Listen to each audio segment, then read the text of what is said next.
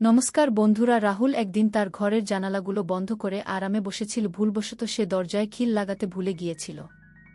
হঠাৎ তার চাচি ঘরে ঢুকে পড়ল। সামনের দৃশ্য দেখে চাচি তড়িঘড়ি বাইরে ছুটে গেল, কিন্তু রাহুল তার কাজ থামানোর প্রয়োজন মনে করল না।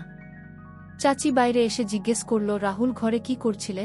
রাহুল একটু হেসে বলল, চাচি আপনি তো সবই জানেন, এখন আমি আর কি বলবো। চাচি বলল, ঠিক আছে, তবু তুই তো তোর কাজটা থামাতে পারতিস। রাহুল বলল, চাচি আমি কি জানতাম যে আপনি হুট করে ঘরে ঢুকে পড়বেন, আর আমি তো কিছু ভুল করছিলাম না। চাচি একটু গম্ভীর হয়ে বলল, ব্যাপারটা তা নয়।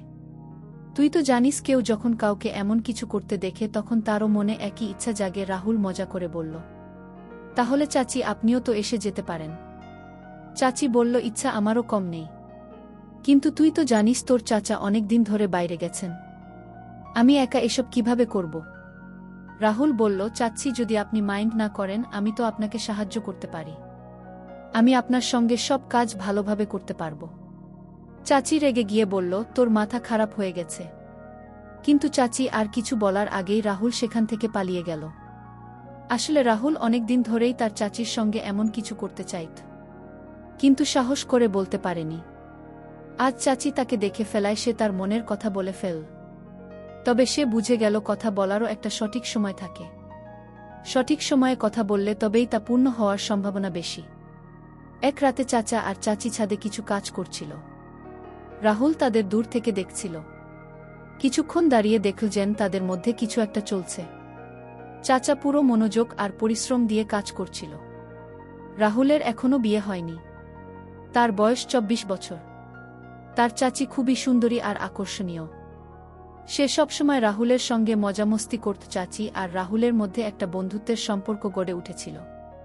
চাচি যখন নতুন বিয়ে করে এ বাড়িতে এসেছিল তখন তার মধ্যে একটা অহংকার ছিল, তবে এটা স্বাভাবিকই ছিল, কারণ সে যেন কোনো হিরোইনের থেকে কম ছিল না। চাচির উচ্চতা বেশ ভালো, চোখ দুইটা গোল, গায়ের রং ফর্সা আর শরীরের গঠন আকর্ষণীয়। যখনই সে রাহুলের দিকে তাকাত তার চোখের দৃষ্টি যেন রাহুলকে ভেদ করে দিত। কিন্তু কথা বলার সময় চাচি মুখ ভেঙে যেত। তখন থেকেই রাহুল বুঝে গিয়েছিল যে চাচির মধ্যে তার সৌন্দর্য নিয়ে একটা গর্ব আছে। রাহুলের চাচা একটা কোম্পানিতে কাজ করত, যেটা তাদের বাড়ি থেকে 25 কিলোমিটার দূরে ছিল। তাই চাচা বাড়ি ফিরতে ফিরতে মাঝরাত হয়ে যেত। কখনো কখনো তিনি বাড়ি ফিরতেন না, কয়েকদিন ওখানেই থেকে যেতেন, কারণ প্রতিদিন যাতায়াত করা বেশ কঠিন ছিল। চাচা যখন বাড়ি থাকতেন না, চাচি তার ঘরে একা থাকত। রাহুল অনেকবার চাচিকে একা অস্থির হয়ে থাকতে দেখেছে। তার মনে হয়েছে চাচা চাচিকে যতটা ভালোবাসা দেওয়া উচিত ততটা দিতে পারছেন না। এটা রাহুলের কাছে পরিষ্কার হয়ে গিয়েছিল। একদিন সকালে রাহুল দেখল চাচি খুব উদাস হয়ে আছে। সে জিজ্ঞেস করল, চাচি কি হয়েছে? আপনি একটা মনোবরা কেন?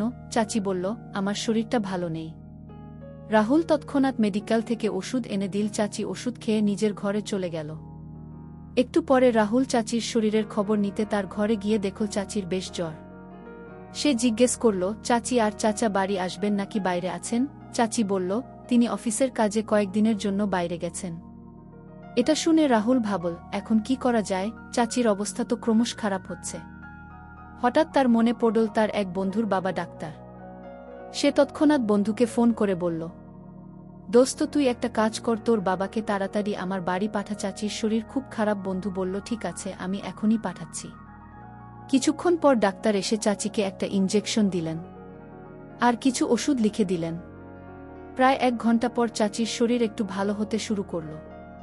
পরদিন সকালে রাহুল যখন বাথরুমে যাচ্ছিল, চাচি তাকে ডেকে বলল, রাহুল 1 মিনিট এদিকে আয়। রাহুল গেলে চাচি বলল, আমাকে মাফ করে দে। রাহুল অবাক হয়ে বলল, কিসের জন্য? চাচি বলল, যখন থেকে আমি এ বাড়িতে এসেছি একবারও তোর সঙ্গে ঠিকঠাক কথা বলিনি, কিন্তু তুই আমার কত খেয়াল রাখিস। রাহুল হেসে বলল, চাচি কোনো ব্যাপার না, আমি তো আপনাকে নিজের মানুষ বলেই মনে করি। তখন রাহুলের মনে হল এটা হয়তো তার মনের কথা বলার সঠিক সময়। কিন্তু পরক্ষণেই ভাবল, চাচি এইমাত্র আমার সঙ্গে কথা শুরু করেছে, এখনই যদি কিছু বলি হয়তো রাগ করবেন। তাই সে ঠিক করল, আগে চাচির আরও ভালোবাসা অর্জন করবে, তারপর মনের কথা বলবে। এরপর রাহুল আর চাচির মধ্যে একটা মিষ্টি বন্ধুত্ব গড়ে উঠল। রাহুল চাচির প্রতিটি কথা মেনে চলত, যা বলত তৎক্ষণাৎ করে দিত। এতে চাচিও রাহুলের প্রতি একটু আকৃষ্ট হতে শুরু করল। একদিন চাচি বলল, রাহুল, তোর চাচা তো মাঝে মধ্যেই বাড়ি আসে। তুই রাতে আমার ঘরে চলে আসিস, আমরা গল্প করব। নইলে একসঙ্গে বসে সিনেমা দেখব, একা ঘরে আমার মন বসে না। রাহুল মনে মনে ভাবল, মনে হচ্ছে চাচি আমাকে ইঙ্গিত দিচ্ছে, এখন আমার কথা বলা আরও সহজ হবে। সে চাচির ঘরে গেল। চাচি তখন বাড়ির কিছু কাজ করছিল। চাচিকে দেখে রাহুলের মন একটু চঞ্চল হয়ে উঠল। সে ফোনে একটা ভিডিও চালিয়ে দেখতে লাগল। ভিডিওর শব্দ পুরো ঘরে ছড়িয়ে পড়ছিল। সে দরজার দিকে মুখ করে বসেছিল, যেন কেউ আসলে দেখতে পায়। কিন্তু ভিডিও দেখতে দেখতে সে এত মগ্ন হয়ে গেল যে চাচি কখন ঘরে ঢুকল তা টেরই পেল না। চাচি চুপচাপ এসে ভিডিও দেখতে লাগল। রাহুলের কিছুই খেয়াল নেই। হঠাৎ চাচি একটু কেসে উঠল। রাহুল তাড়াতাড়ি ভিডিও বন্ধ করে ফেল আর ঘাবড়ে গেল। চাচি হেসে তার কান ধরে বলল, এখন বন্ধ করলি কেন? ভয় পেয়ে গলি? রাহুল একটু হেসে কিন্তু ঘাবড়ে বলল, হ্যাঁ চাচি, ভয় তো লাগবেই যখন কেউ ভিডিও দেখার সময় ধরে ফেলে। চাচি একটু ঠাট্টার সুরে বলল, ও এখন তোর ভয় লাগছে? তখন ভয় লাগেনি, যখন ঘরে বসে ভিডিও চালিয়েছিলিস। রাহুল লজ্জা পেয়ে বলল, চাচি কি বলব, একা থাকলে মনটা কেমন যেন ছটফট করে। এই বলে সে চাচির হাত ধরে বিছানায় বসল আর ধীরে ধীরে বলল, চাচি আমি একটা কথা বলতে চাই, বললে কি আপনি রাগ করবেন? চাচি স্নেহের সুরে বলল, তুই যা বলতে চাস বল, আমি রাগ করব না। রাগ করার হলে তো তোরে কাণ্ড দেখে তোর চাচার কাছে নালিশ করতাম। রাহুল মাথা নিচু করে ধীরে বলল, চাচি আপনি যেদিন এ বাড়িতে প্রথম এসেছিলেন সেই দিন থেকেই আপনাকে আমার খুব ভাল লাগে। চাচি মুচকি হেসে বলল, আচ্ছা তাই নাকি, এখন বল কি করব? রাহুল বলল, চাচি আমি আপনার সঙ্গে একবার। চাচি তাকে থামিয়ে বলল, রাহুল এটা কিভাবে সম্ভব? তোর চাচা যদি জানতে পারে আমাকে কখনো ক্ষমা করবে না। রাহুল বলল, চাচি আমরা বাড়ির সবার থেকে লুকিয়ে এটা করব। চাচি বলল, না আমি তোর সঙ্গে এমন কিছু করতে পারব না। রাহুল আবার বলল, চাচি আমি প্রতিজ্ঞা করছি, এই কথা শুধু আমাদের মধ্যেই থাকবে, কেউ জানবে না। চাচি বলল, কিন্তু রাহুল আমি তোর চাচি। রাহুল বলল, তাতে কি হয়েছে, আমরা তো কিছু ভুল করছি না। তখন চাচি বলল, তুই তো জানিস তোর চাচা মাঝরাতে ক্লান্ত হয়ে বাড়ি ফেরে, মাঝে মধ্যে আমাকে খুশি করার চেষ্টা করে। রাহুল বলল, চাচি আমি চাচার সব জানি, এটাও জানি যে আপনি শুধু খুশি থাকার ভান করেন। এটা শুনে চাচির মুখটা মলিন হয়ে গেল। রাহুল চাচির মুখের দুঃখ দেখে বুঝল তার কথা সত্যি। চাচি বলল, রাহুল তুই ঠিক বলছিস, আমি তোর চাচার সঙ্গে খুশি নই। তিনি শুধু ক্লান্তি রজুহাত দেখিয়ে ঘুমিয়ে পড়েন। আমি তাকে জোর করতে পারি না যে আমারও খেয়াল রাখুন। তিনি তখনই ভালোবাসেন যখন তার মন চায়, কিন্তু আমার কখনো মনে হয় না যে তিনি আমার যত্ন নেন। রাহুল এটা শুনে অবাক হয়ে বলল, চাচি তাই তো আমি আপনার এত ফিকির করি, তাই বলছি আমি আপনাকে খুশি করতে পারি। রাহুল চাচির চোখের দিকে গভীরভাবে তাকিয়ে বলল, চাচি আমি আপনার প্রতিটি অনুভূতি প্রতিটি কষ্ট বুঝি। চাচি রাহুলের হাত শক্ত করে ধরে বলল, রাহুল তুই আমাকে এত গভীরভাবে বুঝিস, তুই কত বড় হয়ে গেছিস, আমি তো কখনো তোর দিকে এভাবে খেয়ালই করিনি।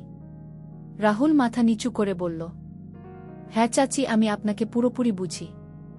চাচি একটা লম্বা নিঃশ্বাস ছুড়ে বলল, ঠিক আছে আমি ভেবে তোকে জানাব। এই বলে চাচি নিজের ঘরে চলে গেল। চাচি যেভাবে চলে গেল তাতে রাহুলের মন খারাপ হয়ে গেল। সে ভাবল হয়তো এখন কিছুই হবে না। পরদিন সকালে রাহুল নাহা ধোয়া পরে বাথরুম থেকে বেরোতেই চাচি সামনে এসে হেসে বলল, আজ তো বেশ স্মার্ট লাগছে রাহুল। কিন্তু রাহুল কোনো উত্তর দিল না, চুপচাপ নিজের ঘরে চলে গেল। সে চাচির উপর একটু রাগ করেছিল। কিছুক্ষণ পর চাচি তার ঘরে এসে জিজ্ঞেস করল, কি হয়েছে, তুই কি আমার উপর রাগ করেছিস? রাহুল একটু বিরক্ত হয়ে বলল, আপনি যান নিজের কাজ করুন, আমি আপনার সঙ্গে কথা বলতে চাই না। এই বলে সে বাড়ি থেকে বেরিয়ে গেল। সন্ধ্যায় ফিরে দেখল চাচাও বাড়ি ফিরেছে। রাহুলের মন আরও খারাপ হয়ে গেল। সে ভাবল, এবার তো আমার স্বপ্ন শুধুই স্বপ্ন হয়ে থাকবে। চাচি তাকে দেখে জিজ্ঞেস করল, রাহুল সব ঠিক আছে তো? রাহুল উৎসাহহীনভাবে বলল, হ্যাঁ ঠিক আছি। এই বলে সে নিজের ঘরে চলে গেল। রাতের খাবারের সময় সবাই একসঙ্গে বসল। রাহুল চাচির দিকে তাকাচ্ছিল, আর চাচিও তার দিকে তাকিয়ে মুচকি হাসছিল। চাচি চুপি চুপি তাকে চুপ থাকতে ইশারা করছিল। চাচা খাওয়া শেষ করে বাইরে চলে গেলেন। রাহুল ধীরে ধীরে খাচ্ছিল। চাচি তার কাছে এসে বলল, কি ব্যাপার রাহুল, তুই কি আমার উপর রাগ করেছিস? রাহুল সরাসরি বলল, হ্যাঁ। চাচি বলল, তুই আমার কথা কেন বুঝছিস না? এটা সবই ভুল। রাহুল উত্তেজিত হয়ে বলল, এতে ভুল কি আছে? চাচি শান্ত গলায় বলল, যা ঘরে গিয়ে ঘুমো। রাহুল বলল, আমি ঘুমাবো কি ঘুমোবো না তাতে আপনার কি? আমি আজ রাতে ছাদে বসে থাকব। এই বলে সে নিজের ঘরে চলে গেল। সে মনে মনে ঠিক করল, যাই হোক সে তার স্বপ্ন পূরণ করবেই। সবাই ঘুমিয়ে পড়লে রাহুল ইচ্ছে করে তার ঘরের দরজা খুলে রাখল, যেন চাচি বোধে সে ছাদে যাচ্ছে। ছাদে গিয়ে সে কিছুক্ষণ বসে রইল। হঠাৎ পায়ের শব্দ শুনতে পেল। পেছন ফিরে দেখল চাচির ছাদে উঠে আসছে। চাচি তার পাশে বসে বলল, তুই কি পাগল হয়ে গেছিস? এত রাতে ছাদে কি করছিস? রাহুল ঠান্ডা গলায় বলল, আমার ইচ্ছা, আমি যেখানে খুশি বসব। আপনি নিচে যান। চাচি তার হাত ধরে ধীরে বলল, রাহুল, আমি মনে প্রাণে তোর সঙ্গে আছি। একটু থেমে বলল, কিন্তু এখন আমরা এই পদক্ষেপ নেব না। এটা আমাদের দুজনের জন্য ভালো হবে। তবে তুই যা আমার সঙ্গে করতে চাস একদিন তা হবেই। শুধু একটু ধৈর্য ধর। রাহুল চাচির কথা বুঝল আর বলল, ঠিক আছে চাচি। পরদিন সকালে রাহুল আর চাচি চা খাচ্ছিল।